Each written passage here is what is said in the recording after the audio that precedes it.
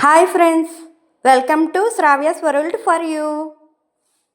Today's English word is certified.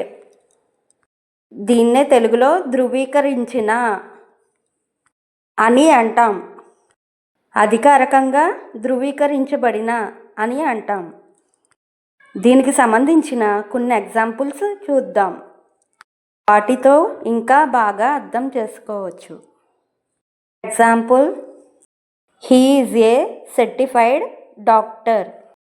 దీన్నే తెలుగులో అతను ధృవీకరించబడిన డాక్టర్ అని అంటారు. Second example, she got a certified course.